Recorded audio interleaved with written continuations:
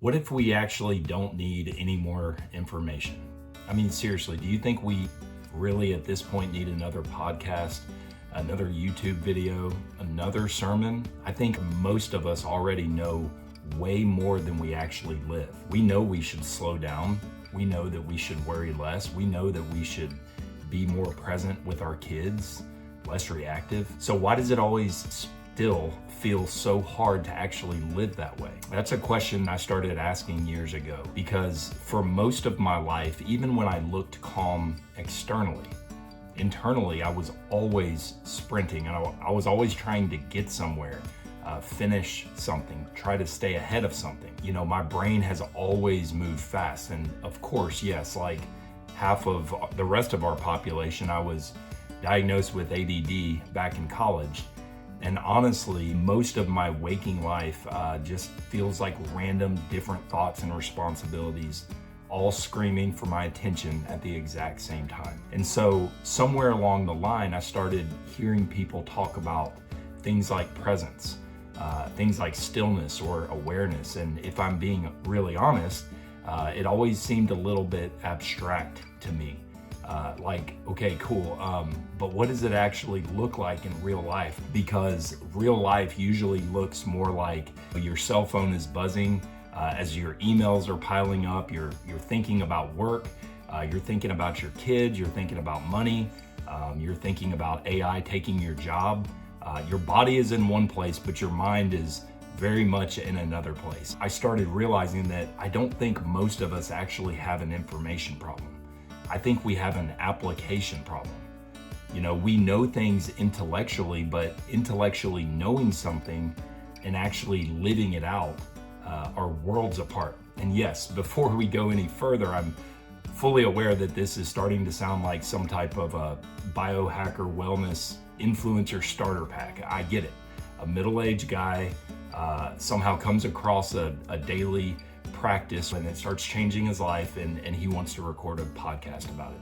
Trust me, I get it. There's still a part of me that feels absolutely ridiculous talking about or filming some of this kind of stuff, but the problem is I can't deny that this has genuinely changed my life, and I can't underscore that. I know you hear that all the time on the internet. This has changed my life, game changer, but I wouldn't say it if I didn't mean it. A few months ago, I sat down to record this episode and thinking it was completely done and finished, and it totally fell apart. There was no flow, there was no confidence. I just sat there, and so at one point I had to realize it wasn't working. And looking back now, I realize why that first draft wasn't working. If I had forced it, that video, which has become this episode, would have not become what it actually did. Because over the following weeks, after trying to record what I thought was a finished episode, life started unfolding in ways that I could have never manufactured. So those stories are in this episode, and because of that, I apologize in advance for the additional length. But each story I feel like belongs in this episode. From a weekend that completely rearranged the way I see God, the way I see prayer and presence, to a conversation with a friend that prayed for me, to a worship song that moved me in a way that I would have never seen coming. And honestly, this episode has become one of my favorite episodes so far. Not because I perfectly created or crafted or engineered it, but because it finally became what it was supposed to be, and it became real. And then a few weeks later, again, I thought I had the intro to this one done and figured out. I had a smoker in the background. It was quite cinematic. I had the barbecue theme in there. And again, technically it was fine. But rewatching it just, I don't know, something about it felt a little bit inauthentic and a little bit forced. So I felt like I needed to sit down and re-record the intro. So here's a quick story just to tell you the depth of how much this practice has really helped me in my daily life. So the other day I'm walking down the hallway to our house, and I pass the bathroom where my 7-year-old son is taking a leak, and or at least attempting to. Well, it was kind of late in the evening, and for whatever reason he didn't turn on the lights. And so as I peeked in there and my eyes started adjusting to the darkness, I realized that the toilet lid seat is completely closed and he is peeing directly on top of the lid. Perfect stream, dead center. And honestly, it was pretty impressive aim if the toilet lid would have been up. But the reason I'm telling you this story is because the old version of me would have completely freaked out. I would have lost my mind, and I'm not necessarily proud of that. I probably would have shamed him a little bit. But this time something completely different happened. I still reacted, I am human, but the reaction might have lasted 5 seconds. And then a deeper part of me immediately stepped in and said, John, this is objectively funny and you know it is. Go grab some damn paper towels and some spray and get to work. And so as I'm sitting there cleaning pee off the lid of the toilet seat, I have this overwhelming realization, something truly and deeply has changed in me. I'm calmer now. I'm much more present. I'm way less reactive. I recover quicker. And maybe the biggest thing is just realizing how amazing life can be when your thoughts aren't hijacking every second of your day like they used to mine. I used to think productivity meant rushing. I used to think it was constant pressure, constant urgency, constant looking at the clock and checking things off. But now I can focus on one thing at a time. I can slow down. And strangely enough, I actually get more done working this way because flow beats frantic every single time. Now, look, I am not for 1 second pretending like I have this all figured out. I still get stressed. I still overthink sometimes. I still lose my patience, but something undeniably has changed. And if you're anything like me, constantly feeling overwhelmed, constantly mentally exhausted, rushed, reactive, always thinking about the next thing instead of just actually experiencing your life right now the way it is and the way it's happening, then maybe there's something in this episode for you. Because look, what I'm talking about today stopped being theoretical for me a long time ago. Because at the end of the day, I don't really care if something sounds spiritual or not. I care whether it actually helps me become more present, helps me become a more loving father, more peaceful person throughout the day, more alive in my ordinary life. So if all that sounds interesting to you, I guess grab a bucket of popcorn or I don't know, maybe some burnt ends and buckle up for this episode. Welcome to Soul and Smoke. This is a podcast where barbecue becomes a metaphor for life, where tending the fire teaches perseverance, where sitting in the smoke reminds us that not everything is meant to be clear, where rest matters just as much as effort, and where we gather to reflect on and enjoy what we've created. My name is John Wallen. I'm just a guy who's spent a lot of time tending fires, both literal and internal, and noticed that the same wisdom shows up in both places.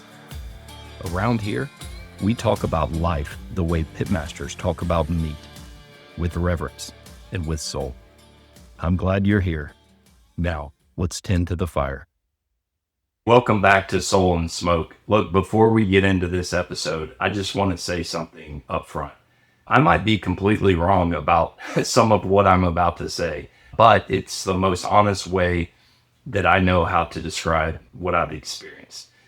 So the other day, something clicked for me. And after years of searching, exploring everything from prayer, meditation, yoga, all sorts of personal development, you name it. Yes, and even taking a handful of mushrooms one time, all the while thinking that might be the winning formula, something for me finally clicked.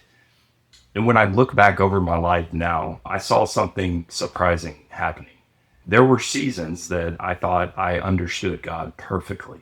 I had him contained, if you will, inside the system that I grew up in, for example. And then as I grew older and matured, I adopted those belief systems evolved, they changed. And when I look back now, there are versions, childhood versions, younger adult versions of me that, if I'm being honest, sometimes I cringe a little bit at. Versions of myself that are no longer fully recognizable.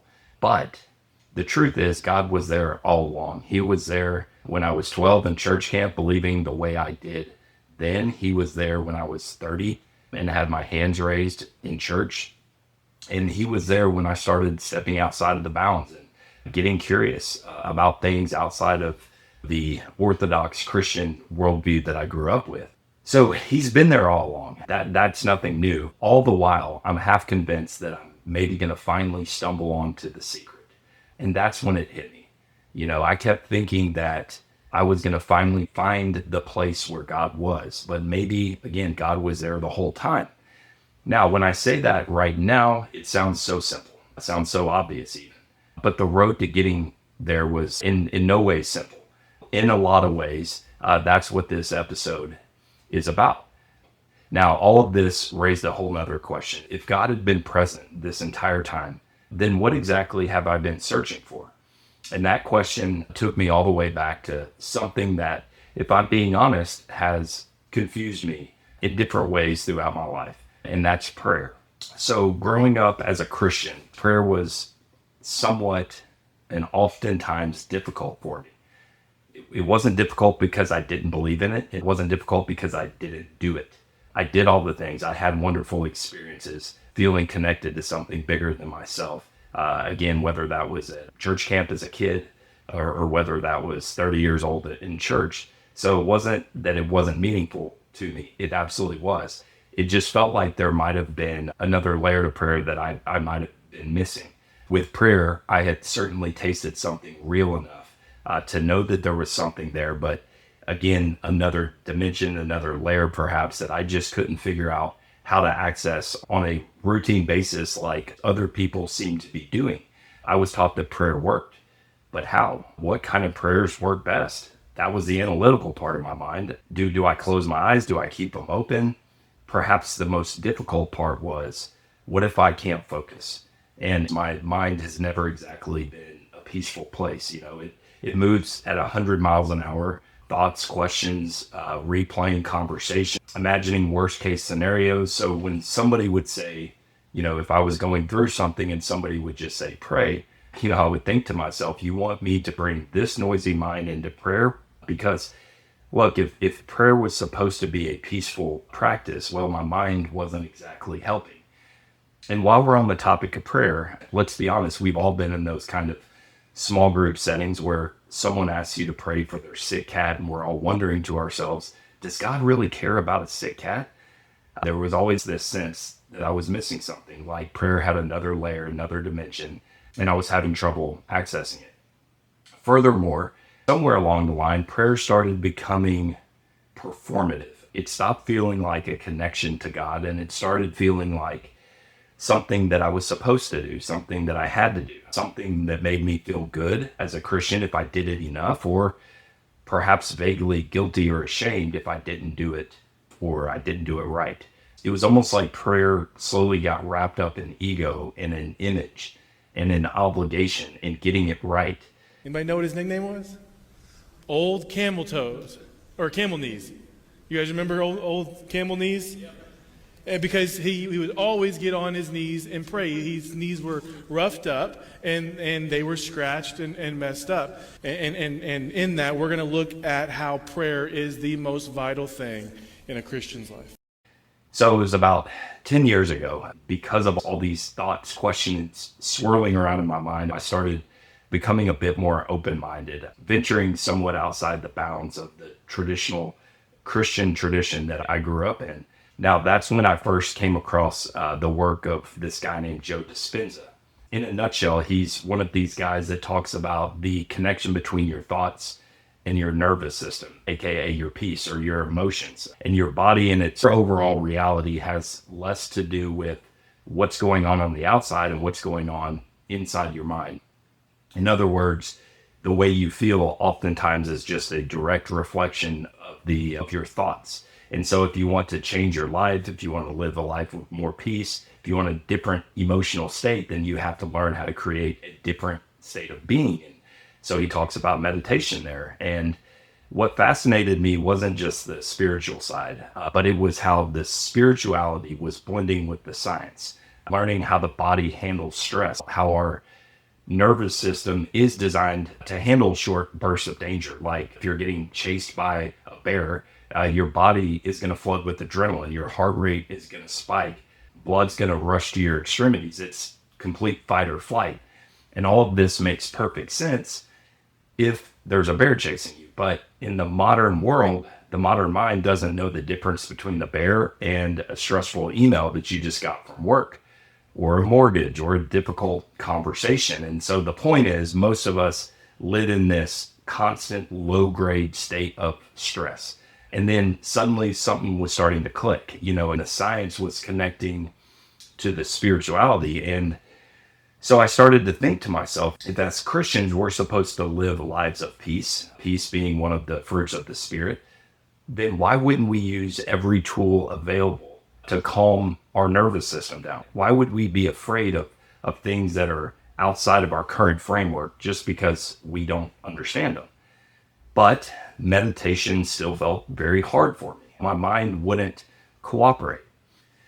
So around 2017, a buddy had told me about this guy named Wim Hof. And if you don't know about Wim Hof, he's basically this wild Dutch guy, and he's known for doing all these seemingly superhuman things with cold exposure and with breathing and doing this intense breathwork exercise and doing it with full mental control, ice baths, and walking in the mountains barefoot, and freezing temperatures, and somehow again learning how to stay calm in the middle of it. But underneath all of the craziness, all the weirdness, something caught my attention. And again, it was this idea that maybe the breath could actually change my state, change my focus. And that's when I started to think to myself, maybe peace wasn't just a nice spiritual concept, but maybe it was something that you could practice your way into. So I started to experiment with his breathwork sessions, half feeling like a fool most of the time. But the more I listened to him, the more I thought about it, the more podcasts I heard that he was doing, and even interviewing people like in the Navy SEALs, learning how to these breathing patterns and even helping them in things like combat. So I'm like, okay, got the masculine element. I don't have to feel too woo-woo about all this. But again, after a while, I caught myself thinking, okay, maybe this is it. Maybe this is the thing I've been missing, AKA this is where I find God. Years later, I come across this Tony Robbins video where he had recorded a live event at one of his events. And he was taking the whole auditorium, maybe 50, 60,000 people, through this, what he called a priming exercise. It was this intense rhythmic breathing pattern where everybody had their arms raised up in the air. They would inhale on the arms being raised up and then bring your arms down. Looked really weird. So I locked my office door and I went through this 15-minute breathing exercise with Tony Robbins and 50,000 of his friends. I go through this and it was an absolutely transcendental experience. It's hard to describe. Breath and music and synchronization, all the movement happening together. Something was shifting in my body, and it wasn't just a thought. It wasn't just an emotion. It was physical. It was tangible. It was like my whole system was being activated in a different way. And I don't mean that in a poetic sense. I just don't know how else to describe it. And again, I had this thought, okay, maybe this is it. Like maybe I finally cracked the code on getting into a consciousness where I feel like I'm connected to God. So at this point, breathwork had stopped being just an interesting idea to me, and it had started becoming more of a real daily practice. I found a couple channels on YouTube, even subscribed to YouTube Premium so I could skip the ads. It became that important to me. That's not a plug for YouTube. They don't need it, but pretty much everything you need that I found on an app, whether it's a meditation, whether it's a workout, you get it on YouTube. Again, free plug for YouTube Premium. But there's a couple channels that I came across on YouTube, a few that I, again, listen to on a daily basis, multiple times per day. And they have these short sessions. I say short, 5 minutes, 10 minutes, 15. Some of them are much longer. So I'm going through these breathing exercises, which are essentially 2 or 3 minutes of heavy breathing followed by a long breath hold where your mind just starts to still all of the racing thoughts that you had all day, all the worries. At least for a few minutes, they just quiet down to almost nothing.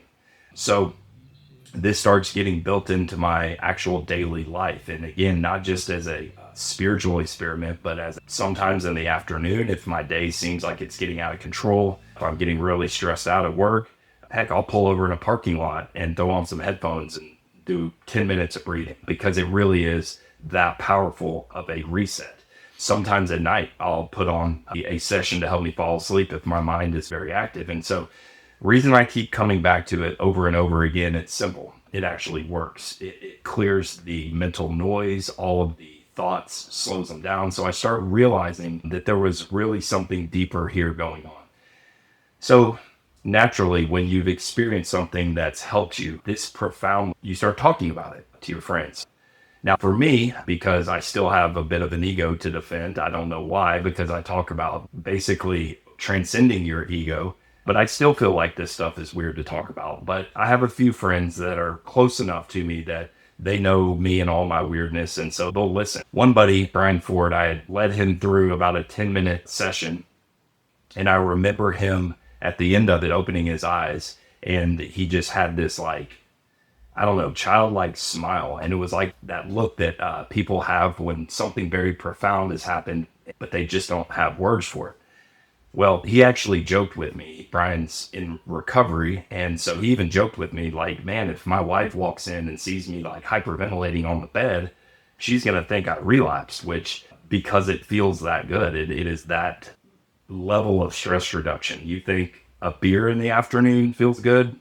Well, try a 5 or a 10-minute deep breath work session and let your mind just go still and silent, and then allow your body to just feel kind of in that same state for minutes or hours after the session. I mean, again, that's the power of it. So he's worried about getting addicted to it. And it's funny because, the feeling that you get while doing breath work, and especially on the breath holds, if it came in a pill, we'd probably all be high all the time. Not much of anything would get done, but it seems like nature is built in a balance. Yeah, the peace and the calm, they're free, but it takes work to get there. And because of that, it's not that easy of a discipline.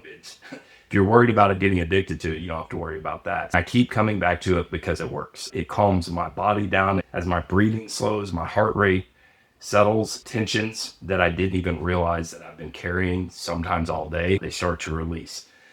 My mind goes quiet, not perfectly, but definitely noticeably. And it's like somebody is just taking the volume of my mind and my thoughts and they're just turning down the noise. Thoughts that were overwhelming, perhaps right before the session started, suddenly don't feel that heavy anymore. Again, problems don't disappear, but my relationships to the problems very much have. So there's this moment when I'm doing in a breathwork session, there's this moment a few minutes in, maybe like on the breath hold, where again, my body and my mind start to get on the same page. I'm not fighting myself anymore. I'm not trying to control anything. I'm just calm and I'm present. And over time, I started realizing that again, it was doing something much deeper too. There's this other moment that I'll never forget. So earlier this year, actually late last year to be exact, Brittany and I made the difficult but mutual decision that it was time for our marriage to end.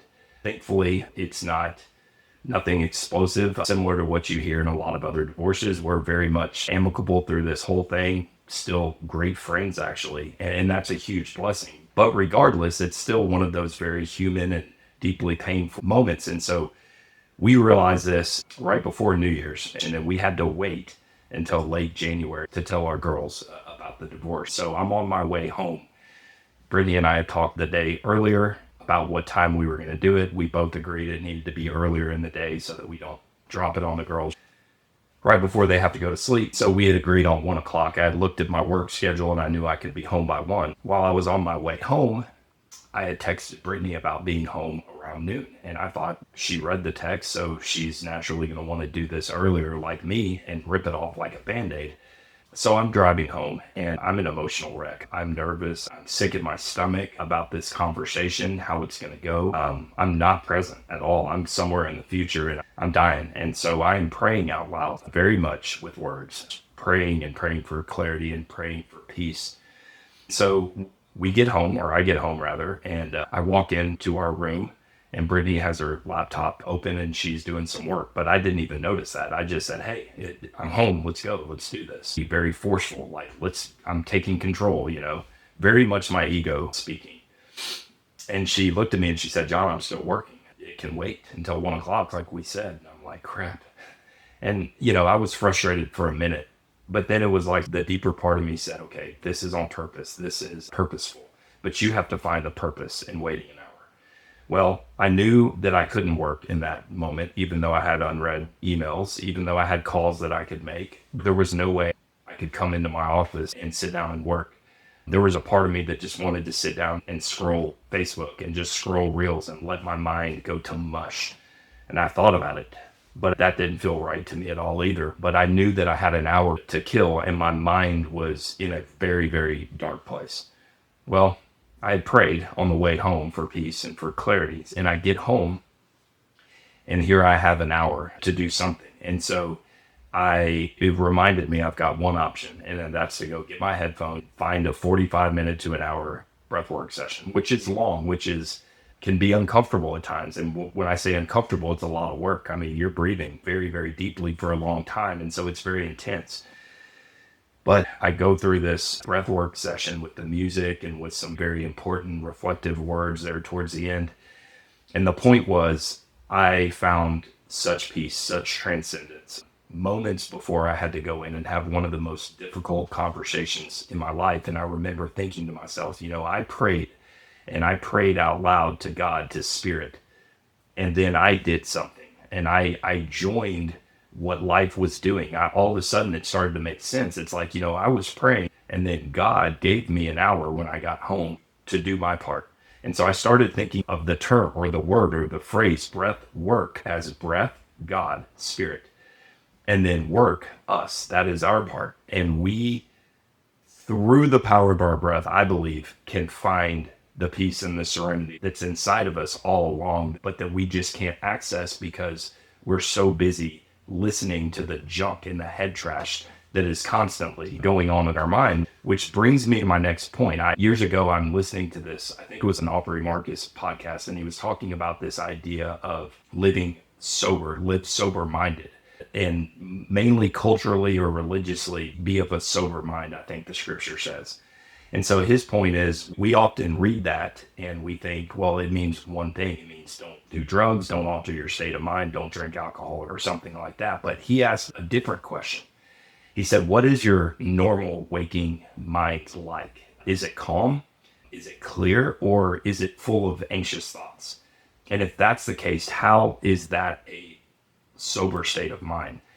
And during breath work, I've had that exact thought, like I described before. It's truly the most sober I've ever felt because the noise, the head trash, it all disappears. And when the noise disappears, I think it becomes easier to notice God. I was telling a buddy about all of this breath work routine that I do daily. And he told me, he said, you're essentially saying the name of God, right? At first, I didn't know what he was talking about. He said, yeah, the name Yahweh, God, Yahweh, the name. When you inhale, you're saying Yahweh as you breathe out. And he said, John, you're sitting there all day long, just breathing out the name of God, Yahweh, over and over. And I thought, wow, that's a really cool metaphor. And I don't know if I see that literally or symbolically or poetically, or maybe some combination somewhere in between. I don't know, but I can tell you that it definitely connected with me when I heard it. There's something beautiful about the thought that perhaps the most basic thing we do to stay alive, which is breathe, might also be pointing us back to God. In the scriptures, they talk about God being spirit, breath. There's other names like Ruach and Pneuma. And across all traditions and languages, breath and spirit, they keep circling each other, which makes me wonder if perhaps breath is not just biological, and maybe it was always spiritual. Like breath is kind of a reminder that you're always connected, that you're alive, that you're already connected to something much deeper than your thoughts. So a few weeks ago, I had taken some mushrooms, earlier in the day. Again, probably, if I'm being honest, it was still that part of me that what I've been doing for years, looking for the place, looking for the practice, looking for the formula where I can finally say, okay, that's it. That's where I find God. So it was a very, very rough experience. And I was struggling. I was on the struggle bus, okay, most of the rest of the day after this. I can't say that I recommend it based on that journey at all. But later in the day, I find myself just needing to, I don't know, feel grounded, feel connected. I didn't know what I needed. I had prayed, I had meditated, but I end up later in the day, found myself doing some yoga. And I'm breathing and I'm moving slowly. And at one point, I feel this energy run through my hands on something that the instructor called a mudra. And immediately my mind goes, yes, this is it.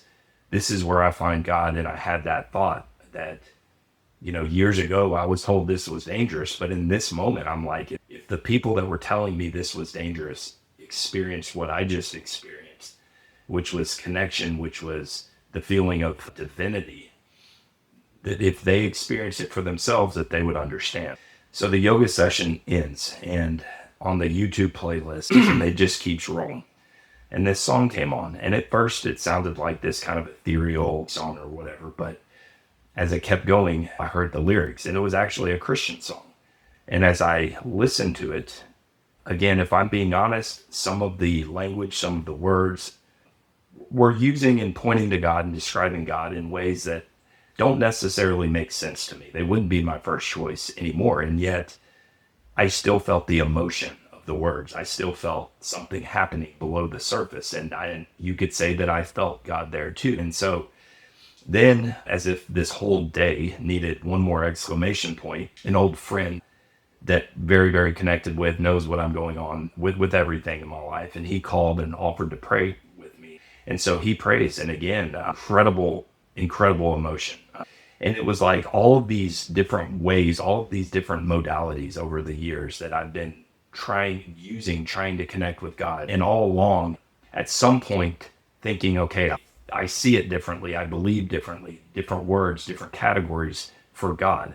In this moment, as he was praying for me, again, using some language, using some descriptive terms of God that I don't necessarily resonate with anymore. It's not really my baseline, but regardless, I felt the emotion, not because of the words, but because of the heart behind the words. And all of a sudden it was like God was showing me all in one single day, like my movie was being played out like a reel. I was thinking about the 12-year-old John in some very naive ways of understanding God. And there's been different points in my life where I can look back on that 12-year-old version of John and roll my eyes or be cringy or think, how could you have ever thought that way? Or the same thing at 20 or 25 or 30. But the truth is, what I believe now at 43 will not be the same as I see things at 45 or at 50. It's an evolution. There are certain things below the surface, of course, that will never change. You could say the deep knowing never changes. In other words, the presence of God never changes. But our little stories that we tell ourselves, those are just signposts to the real thing. So again, all of a sudden I see my life rolling out like a reel. All of these different versions of me, thinking I had finally found God. And that's when I heard, I don't know, I've never audibly heard the voice of God, but I very much felt this voice say, yep, John, it was me all along. That energy that you just felt run through your hands in a yoga session, or the peace that you feel when you deepen your breath, yep, that's me. And it was me at 12-year-old church camp. It was me at 20 in that Baptist church that you now look back on and cringe. Yep, I was present there too. I've been there all along, and I've been there through the fundamentalist John. I've been there through the mystical John. I've been there through the breathwork John, through the yoga John, through the John that wanted structure, and through the John that wanted freedom. And it was like something deeper inside me was saying, that's the whole point. Stop trying to name it, John. It was me then too. I'm here now, not going anywhere. And suddenly something started to click with me. I had spent so many years trying to pin God down, trying to identify the right language, the right systems, the right container, the right formula. But God had been there the whole time. In the church camp tears, in the fog machine worship, in the mushrooms, in the breath, in the yoga, in the words I still use, and oftentimes, even in the words that I don't use. And that was the moment that all the pieces started coming together. So this is actually something that happens in scripture as well. In Acts chapter 10, Peter has this vision and he sees all of these animals that according to his religious framework were considered unclean. And he hears a voice say, kill and eat. And he says, I can't eat these animals because they're unclean. And then he hears a voice saying, do not call anything impure that God has made clean. So it's like at first Peter thinks, this is all about food, but it turns out it's much deeper. It's much bigger than food. It's about people. It's about categories. It's about all of the lines that religion often tells us, draw the line here. These people don't belong. This is what Peter was realizing, that his lines perhaps were drawn too narrow. Then later he gets led to the house of Cornelius. And again, this was someone that was outside of his religious system, you could say, outside of the boundaries of who Peter thought God could work through. And before Peter even gets his beliefs or his theology cleaned up, before he can fully recognize it, before he can approve of this Cornelius guy, the Holy Spirit shows up. In other words, God was already there. God was already moving. God was already present in a place that Peter had been taught to keep at arm's length because of his religion. And that story hits me so deeply now because it's like Peter was realizing that he wasn't bringing God to some place that God had never been. Peter was waking up to the fact that God had gotten there first. And it feels like a great metaphor for my own life because over and over again, I keep thinking, trying to name and find God through prayer and through church and through breath work and weird things like that, through yoga, through all these different experiences. But maybe the deeper truth is this. I wasn't discovering where God finally was. I was just slowly waking up to all the places God had already been. God was already there, which made me think of something else. So instead of obsessing over beliefs, I started paying attention to fruit. What does this belief produce? Does it produce fear? Does it produce peace? Does it produce love? And Jesus actually says this in Matthew chapter 7. He says, you will recognize them by their fruit. Sometimes your body recognizes truth before your theology does. So when you have that feeling with your arms raised in church, you feel that tingle, your body knows something. Your body knows it. And speaking of fruit, that word has a lot of different meanings, and it means something a lot different to me these days because at some point I started realizing, we'll take an apple, for example. You can study an apple all day long. You can explain it. You can define it. You can argue about it. You can break down its color, its shape, its molecular structure, the origin of the apple, all of these categories. But at some point, you still have to bite into the apple to experience it for yourself. You can describe its sweetness, or you could just taste it. And, I think a lot of spirituality gets stuck right there. We learn how to talk about peace. We learn how to talk about love. We learn how to talk about God, talk about truth. Talking about a thing and experiencing that same thing are not the same thing, which is why Jesus had lines like, you will know them by their fruits. He didn't say you'll know them by how airtight their arguments are, or by how certain they sound, or by how well they explain the apple. He just said you'll know them by their fruit. Something lived, something tasted, something experienced. And that changed the whole way I think about all of this, because I think I'm, again, less interested in whether I have the best definition of God and way more interested in how that way of seeing God actually produces fruit in real life, which raises another question. Do we actually believe that God is as big as we say he is? Because religious people especially love to say things like God is everywhere, God is sovereign, God is omnipotent or omnipresent. His ways are higher than our ways. And I'm not disagreeing with that at all. I very much think that's true. But when push comes to shove, I think a lot of us don't really live like we believe that. We live like God mostly hangs out in the places that we already approve of, using the language that we're comfortable with, in the songs that we like, in the churches that make sense to us. And in the practices that make us nervous, well, God doesn't belong there. But If God is actually as vast as we claim he is, if God is actually infinite, if God is actually omnipresent, then why would we be so shocked when he shows up in ways outside of our preferred religious box? Now, let me be clear. Realizing that God can be found everywhere does not remove preferences. To have preferences is very much human. I still definitely do. I mean, let's be honest. At this point, I'm over here doing all this weird hippie breathwork stuff, silence and yoga, and sitting on the floor until my nervous system calms down. And yes, that's probably a little bit more of my style and speed these days. But for you, it might be your hands raised in a church service. It might be at a men's Bible study, or it might be listening to worship music as you drive. So certainly far be it from me, after everything I've just said, to act like God can only be found in my preferred lane now. That would just be the same mistake that I've made before. I think it's the deeper lesson is preferences are fine. They're human. They're personal. They're part of how we relate and understand the world. The problem starts to happen whenever our preferences turn into possession. When we stop saying, this is what worked for me, and they start saying, this is where God lives exclusively. Those are not the same thing. Now look, for some of y'all, this might be a bridge too far. Maybe I'm a complete heretic. Maybe I've wandered off the path.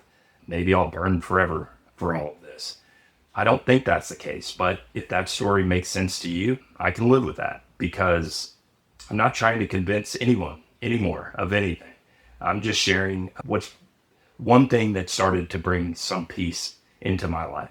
Looking back, I can see the pattern. I kept thinking I had finally found God, whether it was in church, in breathwork, in yoga. Every time I thought, this is it, I finally cracked the code. But the other day, something finally clicked. Maybe the code was never the point. Maybe God was there the whole time. And so breath didn't replace prayer at all. It's almost like breath restored it. And let me say one more thing, because I think it matters. Yes, doing a breathwork session feels good in the moment. The calm, the clarity, the sense of presence. But if it was only about laying there on the floor and hyperventilating for 15 minutes, let's be honest, we'd all be laying around on the floor all day long, not getting anything done. So it's not just about chasing a feeling. It's not just about feeling good for a moment. That's not where the real magic is. What I've noticed is the long-term, it changes things over time. I've become less reactive. I don't spiral in stress. And when I do, I recover much more quickly. Whenever I do start to feel super stressed out, there's now actually something I can do about it physically. There's more space between me and my thoughts, more patience, more clarity, more peace. And not just in the session alone, but in my actual day-to-day life. And that for me is the real value. So look, if you're curious, try it. Not because I'm trying to convert you into some weird hippie breathwork disciple thing, but just because it's very much the most human thing you can do. It's biological. It's the nervous system that God gave you. And again, the part that I keep coming back to, breath affects your body. It affects your heart rate. It affects your stress. It affects your mind, your thoughts. So even if you're the kind of person that would normally be skeptical, even if you're a pastor, even if you'd never touch yoga with a 10-foot pole, I still don't know why learning how to breathe well would ever be a bad thing. In fact, I would argue just the opposite. If you're about to do something difficult, if you're about to preach a sermon, have a hard conversation, make a big decision, walk into something that feels very, very heavy, why wouldn't you want your nervous system to be as calm as possible? Why wouldn't you want your mind to be clear? I am saying I wasn't trying to convince you, and there I go trying to convince you, it sounds like. But again, this is just something that's worked for me. Look, maybe the breath is one of the most overlooked gifts that God gave us. And not because it's this crazy, flashy program, but because it's always there. It's free. It's hiding in literal plain sight. And maybe learning to work with your breath isn't some departure from your faith, but quite possibly a deepening of it. Just this time more grounded, more honest. And if there is a God that gave us breath and designed our lungs, I have a hard time believing he'd ever be upset with us when we finally learn how to use them well. Thanks for sitting in the smoke with me for a few minutes. I'll be back soon with more reflections from the pit. Until next time, keep tending the fire.